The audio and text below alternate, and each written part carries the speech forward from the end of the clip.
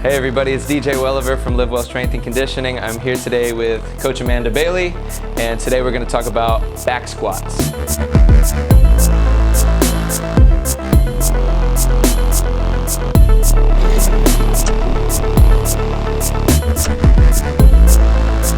We're going to talk about a couple of do's and don'ts with the back squat. One thing I frequently see with clients is the infamous butt wink.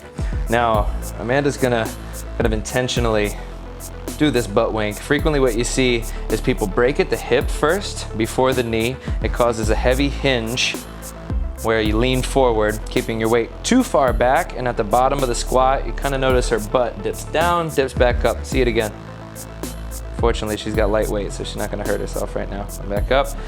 And really what that is just flexion in the lumbar spine. It's curling in the lumbar spine. Now, it's not a big deal if it's just your body weight, but when we're under load, under a barbell, it's important that we don't let the spine really bend too much. You want it to be solid, secure, stable.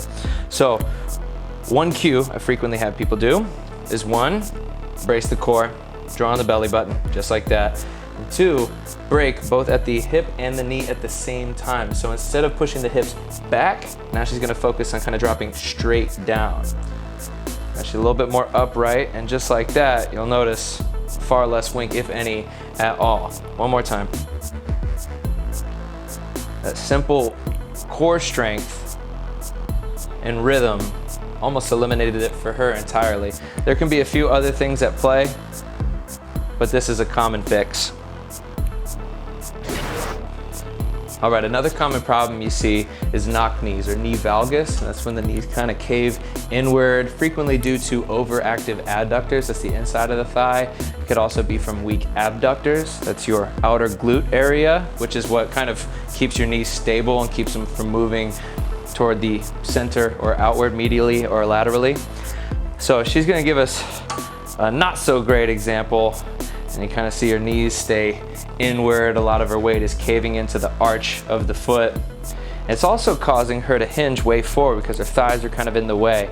Now, there's no one size fits all for squatting, like I said. Some people are heavy hingers, but if you're the type of person that has a lot of lower back issues or any tension in your lower back, I would advise against it. Also, if you're into Olympic lifting, anything overhead, clean jerk, snatch, it's ideal to be able to maintain that more upright position. So what I'm gonna have Coach Amanda do is push her knees far more outward. And now you see they're more stacked over the center of the foot, that third toe. She's able to maintain a far more upright position. And she's also distributing her weight a lot more evenly on the knee, ankle, and hip. As opposed to that weight caving inward, she's gonna use both sides of her quad and protect her joints. One more. Nice job, Coach. All right, another thing I want to talk about is feet. So a lot of people don't know this, but your feet and toes are really designed to be spread out. If you think of like a baby's foot, how they're all fanned out, that's what we're born with. The fact that they get all squished together is largely due to shoes. So when we squat, which is a very natural movement, Amanda here is going to kind of spread out her toes.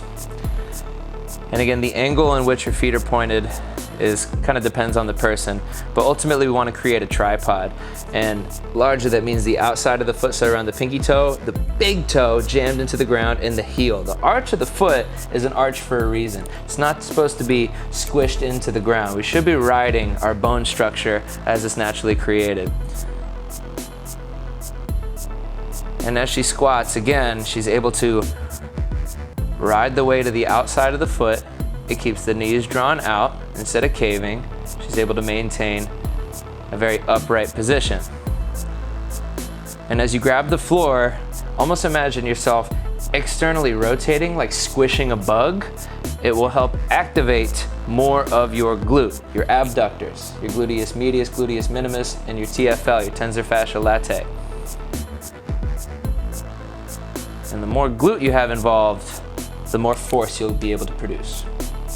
Nice job, Coach.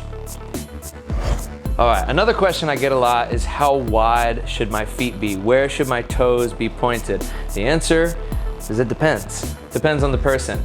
There's really no one fit for everybody's hips, knees, and ankles. One thing I do like to do with clients is to see how they respond naturally to a squat. So what I'm gonna have Coach Amanda do here is essentially jump off this bench and just see naturally where do her feet wanna land. If she catches herself in a squat, where do her feet wanna land? Let's see it.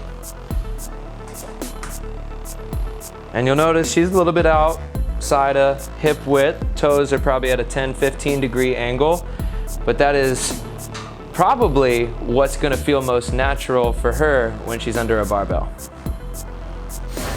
Now another method in figuring out how wide your stance should be is figuring out exactly where your hip mobility is. So what I'm gonna have Coach Amanda do here is start with both shoulders, both hips firmly on the ground with every vertebrae of her back on the ground. So flat, a little bit more flat than neutral. She's gonna take one leg up to her chest, holding on tight, pulling it as high as possible.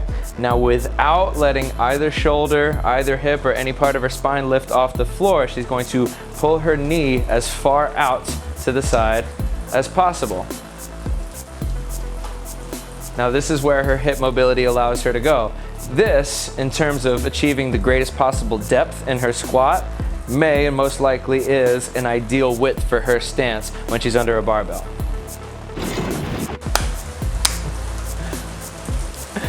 If you like this video, make sure to like and subscribe. There'll be a full overview in the description below. If you have any questions, please reach out to me on Instagram at CoachDJ_LivWel, and we'll see y'all next week.